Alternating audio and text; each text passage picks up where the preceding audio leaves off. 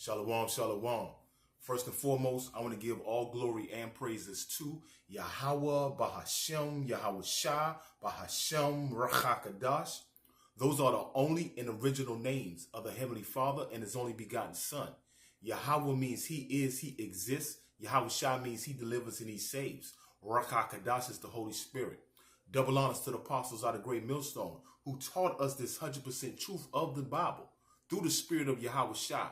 These men are regenerated back in these latter times to gather in the hope for elect that only consists of the so-called Negroes, the so-called Latinos, the so-called Native Americans off the father bloodline. Shalom out there to the brothers that teach, preach, and prophesy through the spirit of Yahweh Shah. And shalom out there to the brothers and sisters that scattered throughout the four corners of the earth. That's part of this 100% ministry. May the Lord continue to add peace upon you. This is Amna Alam coming back at you again, hopefully, with another edifying lesson. This is the part 2 of the 1 of 4 that I'm doing, dealing with Joseph. Okay, and as we said before, these stories and these events, okay, that has taken place in these scriptures are for our edification and exhortation for these latter times. Okay, a form of faith builder. Okay, where you knowing that the Lord is never going to forsake us, and we speaking of the hope for elect.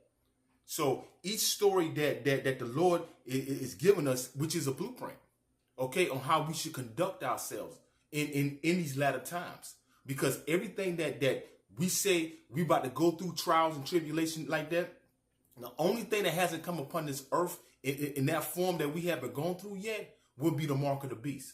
But all these other trials and tribulations, they've already come, okay, through our forefathers and our foremothers, okay, and they withstood it, and it shows you throughout the scripture, okay. Now, we started out on Genesis chapter 37 when we spoke of Joseph, when he was telling them, his brothers about the dreams, and then he went on and told his father and his mother and everything, okay, and when Jacob went on and told Joseph to go search for his brothers and everything, well, when they ran across him, because remember, they was already envious of him. They was already jealous of him. Okay, so when they came across Joseph, you know, they mocked him, calling him here comes the dreamer, all that extra stuff, okay? And they went on and put Joseph in the hands of the Egyptians. Well, in the hands of the Ishmaelites, and they sold him to the Egyptians, okay? Now, we also remember also that in chapter 37, it's showing you that it wasn't, although it was the 4 older brothers, Reuben and Judah did not want to kill Joseph. It was Simeon and Levi. Okay, and we already spoke on the traits of those particular tribes. Okay, even as of today. All right. So now let's finish the sequel on part 2, and let's go to chapter 39, and let's start at verse 1. This is Genesis chapter 39, verse 1. And Joseph was brought down to Egypt, and Potiphar, an officer of Pharaoh, captain of the guard, an Egyptian, bought him of the hands of the Ishmaelites, which had brought him down thither. And the Lord Yahweh Bashem Yahweh Shah was with Joseph. Okay, now that's the title. Okay, an unaware treasure / but the Lord was with Joseph. Okay, verse 2, and the Lord was with Joseph, and he was prosperous man, and he was in the house of his master the Egyptian. Okay, and his master, verse 3, and his master saw that the Lord Yahweh was with him, and that the Lord Yahweh made all that he did to prosper in his hand. Okay? Listen, just because things happen, you understand what? Rejection, disappointment, slander, that doesn't mean that the Lord is not dealing with you. When you know and you walking accordingly, right? And things happen, right? That's that's the Lord's doing. The Lord is allowing whatever's going on to take place, and you will see the outcome in the end. All you got to do is persevere through it. You see, Joseph done nothing wrong to his brothers. All he did was tell dreams and told them what the dreams meant in so many words, and they didn't want to follow with that. They didn't like that. You see, but remember, the Lord was with Joseph the whole time. And it showed it when he went on and was put in the hands of the Egyptians. Okay? Let's read let's go at verse 4. We on verse 4. And Joseph found grace in his sight, and he served him, and he made him overseer over his house and all that he had put in his hand.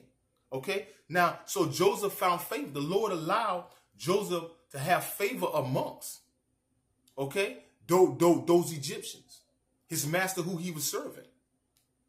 It seemed as though Joseph was a well-rounded man, though. Okay, he probably had a continuous about him, a countenance about him that was pleasing to all men, to a form where, okay, you draw men in.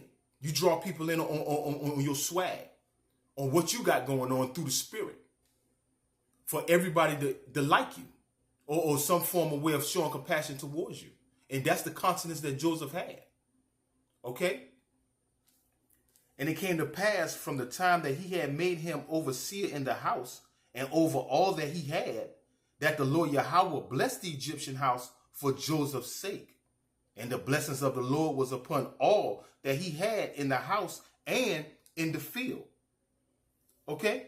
Now, since Joseph was so favored with the Lord, okay, he was able to bless the Egyptians. You know the Lord don't give a dang about these other nations for real.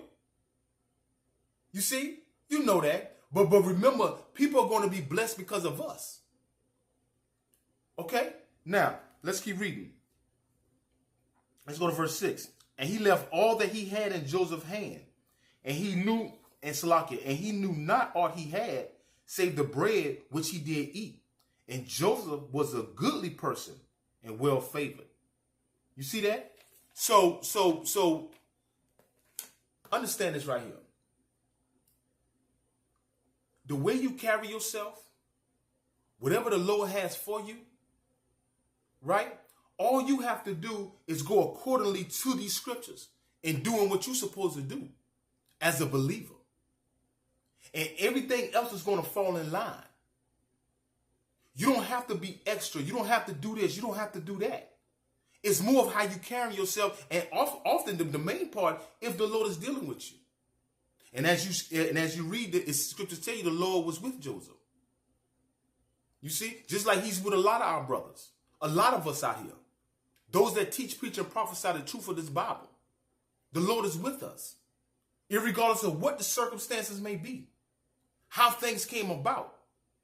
You don't have to listen to what a man might say about you, or what a man might do about you, do towards you.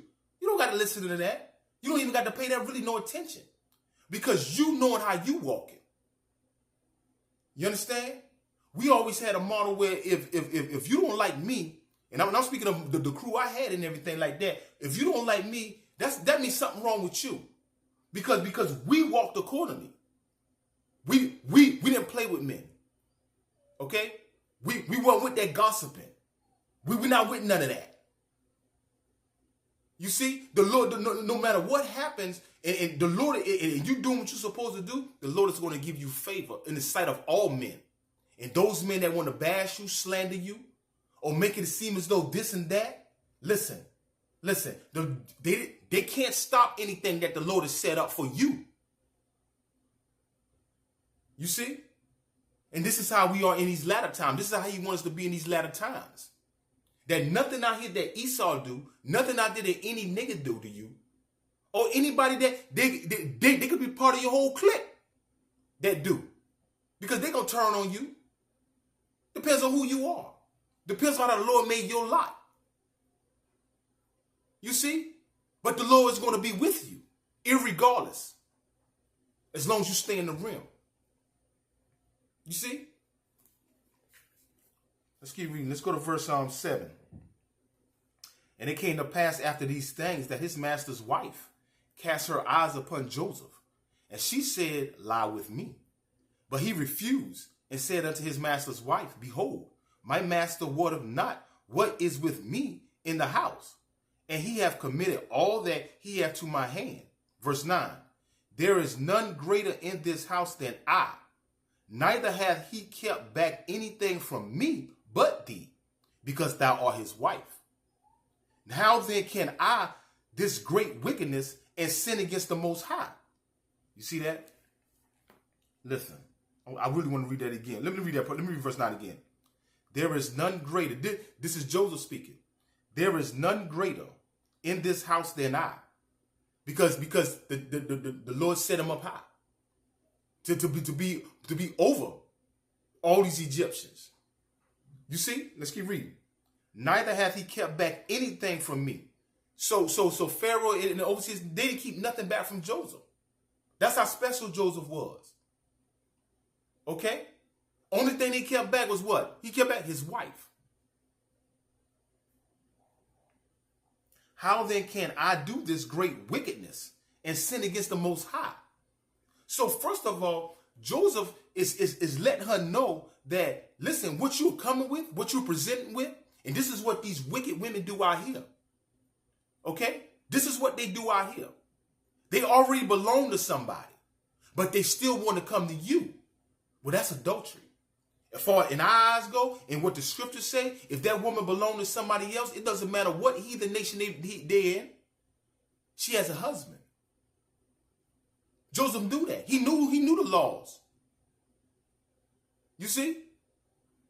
So now, when I say he knew the law, he knew that he wasn't supposed to be sleeping with no other man's wife, especially his boss's wife.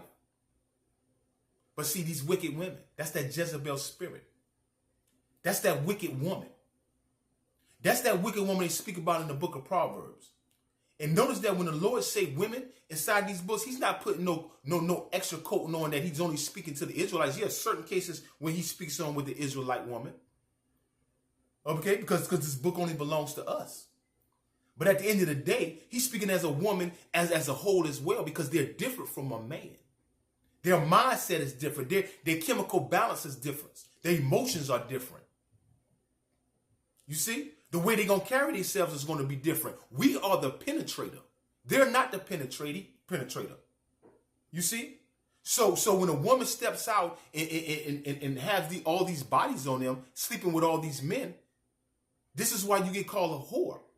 If a woman has 100 men and then a man has 100 women, slept with 100 women, who's going to be looked at as a whore? The woman. You see? And this wicked heathen, right, wanted Joseph rod. But Joseph wasn't with that. Now, are we saying that we're not supposed to, we're not supposed to sleep with the other nationality? No, we're not saying that. We're not saying that at all. We can be with heathen women. Okay? Because our seed is what's going to carry. It's off the bloodline of your father. So that child's still going to be an Israelite. But the fact of the matter is that Joseph wasn't trying to do that. You see? That's the restraint of a man. Of a real man. All this that's going on down here in South Florida, you got all kind of beautiful women. Ass out, titties out, camel toes showing. You understand? Sometimes they'll flash you. You see how that go? You, as a man of the Lord, have to withstand those type of things, because guess what? She only want dick from you. She only want that rod. This is why it's very careful when Jacob trouble slowly approaches, that when Isaiah 4:1 could come to play, right here on earth, because you already know it's going to be in the kingdom of Isaiah 4, of us having the many wives and having the many women. We have to be careful when that time period approaches and it's happening, about the women we choose to bring amongst us. You have to wait on the Lord to send those women to you. You got to pick and choose the right. You got to have that spirit of discernment in you.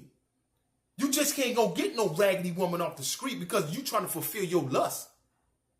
Oh, Isaiah 4:1 kicking seven women to one man. Oh, I'm about to get right. Are you speaking like that because of the fact that you gonna get your rod wet by multiple women? Is that where your mind at, brother? No. This is why you got to be very careful. This is why they speak of in these latter times that if you don't have a wife, if you don't have that significant other like that, don't go press nothing, because these women out here wicked. It don't matter what nationality you're in. Our own women are wicked. You can't trust them no further. You can throw them. You see, this wicked woman has come to Joseph trying to sleep with him.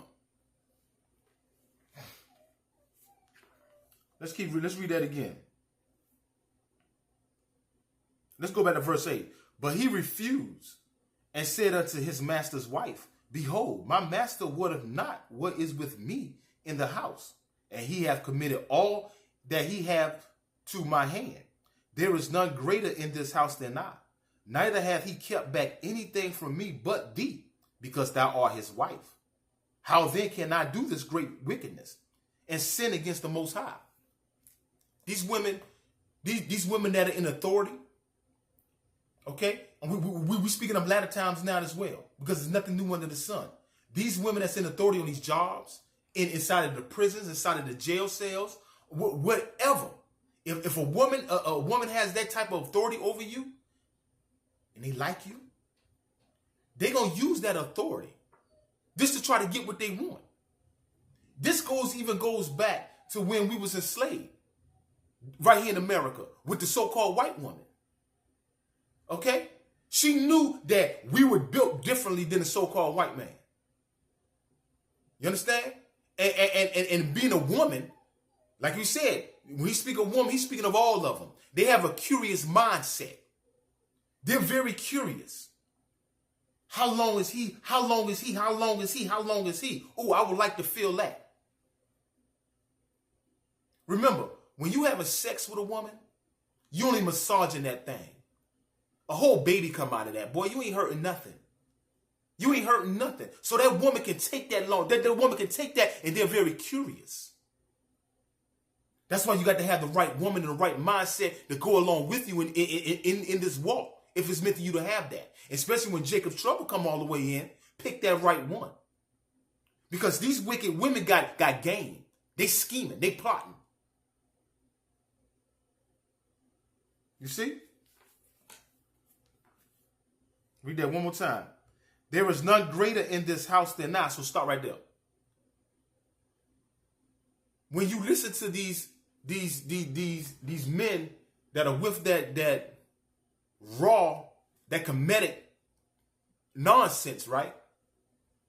And they speak about how they be worshiping the Egyptian gods and all type of stuff like that, right? And how they be going against Yahweh Bashim Yahushua, right? They're not even reading the scriptures and understand that Joseph, when he was in Egypt, he really ruled Egypt. It was just Pharaoh over him. And Pharaoh listened to whatever Joseph said. Joseph taught these men everything.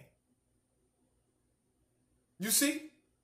No other nationality has anything on us. We are greater than every other nationality out here. It's been proven, and it's still being proven. And the ultimate proving is this right here.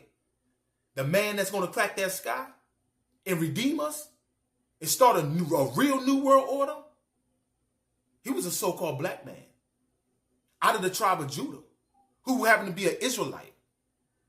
So we have the dominance on everything. This is why you're supposed to walk with no fear, only fearing the Lord.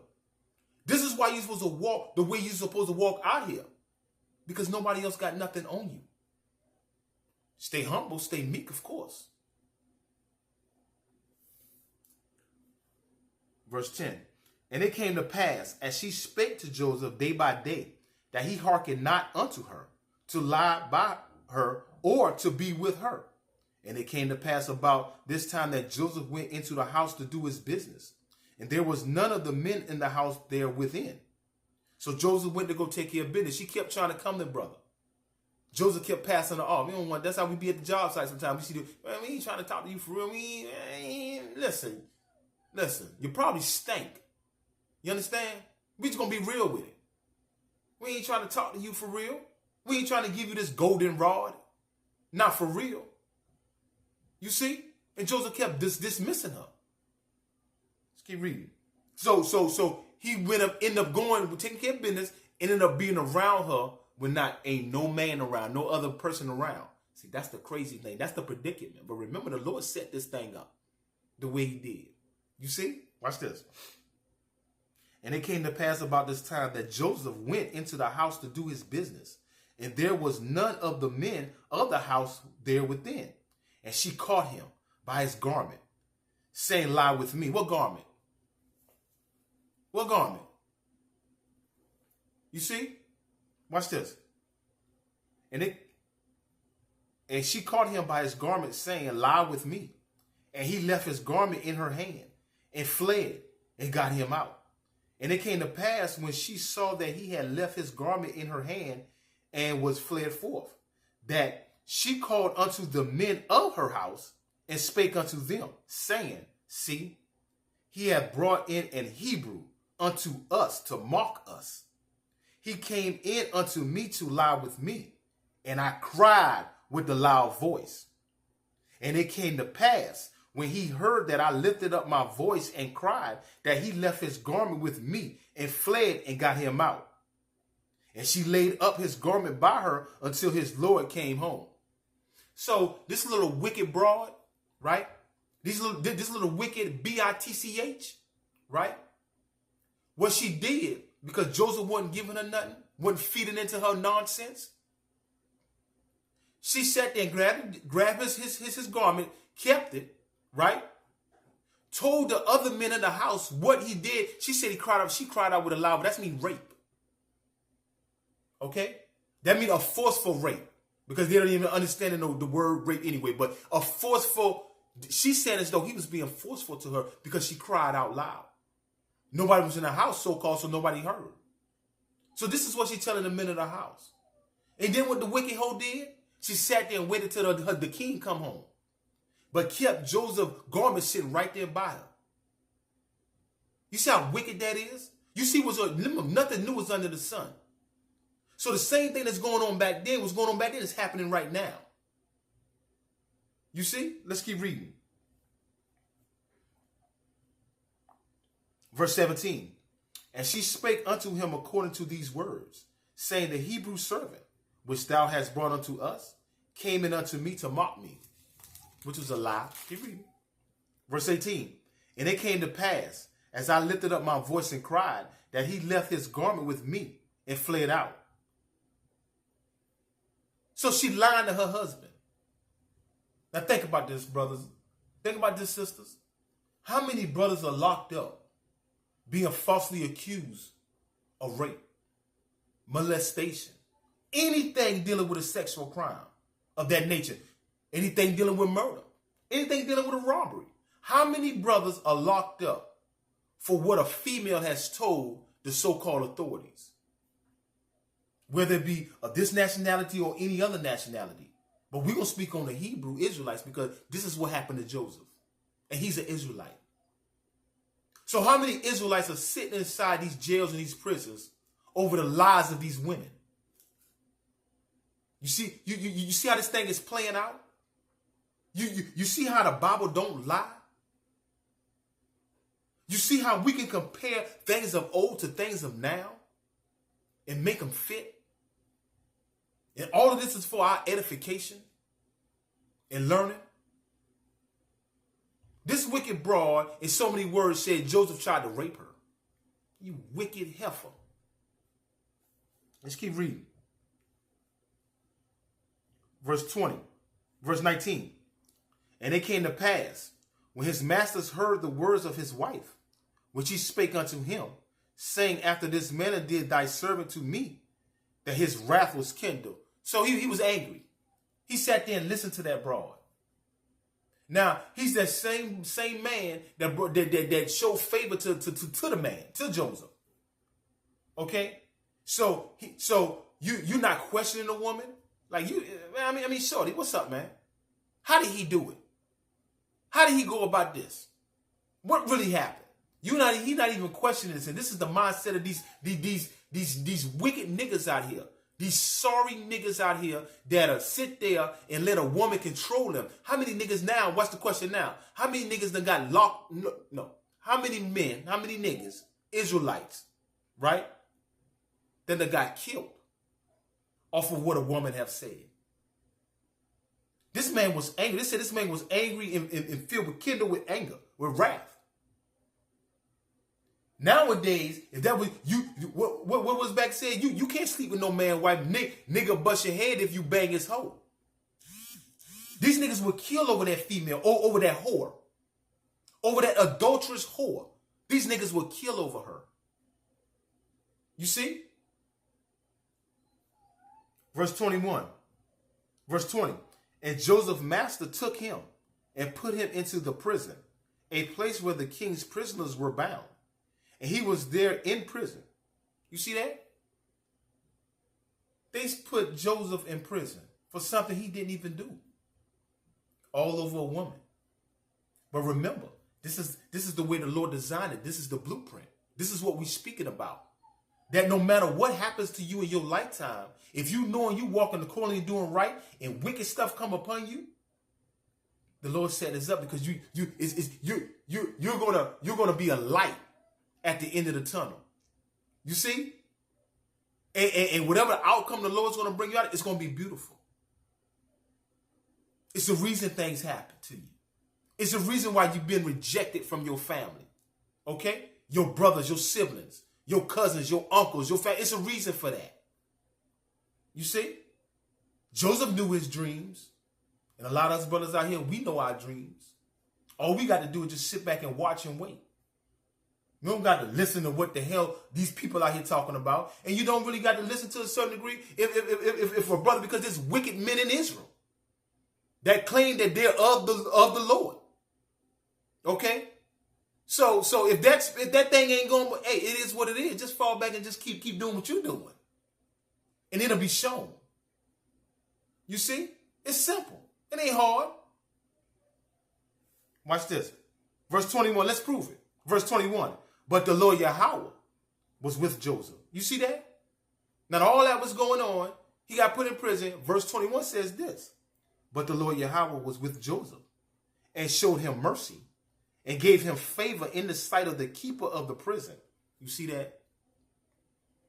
You see that?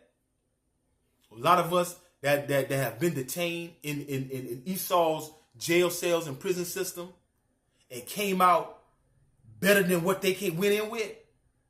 You see what I'm saying? The Lord has showed favor to you while you was in there. With the guards, with the COs, and with the men amongst. You see how that go? Nothing. If the Lord dealing with you, nothing's going to happen to you. And you're still going to be able to do what you're supposed to do when you're in there. See, it's a beautiful thing to be with the Lord. But it's a terrible thing to fall into the hands of the Lord. That's the difference. When he show you favor and mercy. You see? And the keeper of the prison committed to Joseph's hand all the prisoners that were in the prison. And whatsoever they did there, he was the doer of it. So even in the prison cell, look at that. You got pod bosses. Joseph was a pod boss. In so many words. You know what I'm saying? He ran things out there, and he ran things inside the jail. He was a light in the world. He was a light inside the jail. And that's how we supposed to be. And I ain't telling you to go to no jail. No, we ain't speaking of that. We speaking of persecution when it comes. You still supposed to be a light. And you knowing that the Lord is setting this thing up. Be patient. Verse 23. The keeper of the prison looked not to anything that was under his hands, because the Lord Yahweh was with him. And that which he did, the Lord made it to prosper. You see that? So being inside the prison walls, the Lord set it up where, okay, you're going to be comforted. These men are not going to do you no harm because it's not over with yet. Okay, you in the middle of it. The famine hadn't come yet. And that's what we're going to carry on in part 3 and part 4. You see? But let me close out on this right here. Let's go to Romans. The Spirit just came. Let's go to Romans. The book of Romans. I was going to close out on that, but let's go to the book of Romans. Romans 8. It got to be Romans 8. Romans 8. Romans 8, verse 28. Shalakia. Romans 8, verse 28. Yahweh Shem Yahweh Shai Barakatah. And we know that all things work together for the good to them that love the Most High, to them who are the called according Salakia, start over. This is the book of Romans, chapter 8, verse 28. And we know that all things work together for the good to them that love the Most High, to them who are the called according to his purpose. You see? So all things are going to work accordingly to the will of the Father. And it's going to benefit you. You see?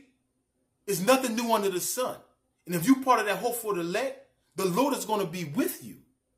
You don't have to be afraid of anything. And Joseph wasn't. And with that being said, I want to give all glory and praises to Yahweh, Bahashem, Yahweh Shah, Bahashem, Rakakadash. Until next time, Shalom.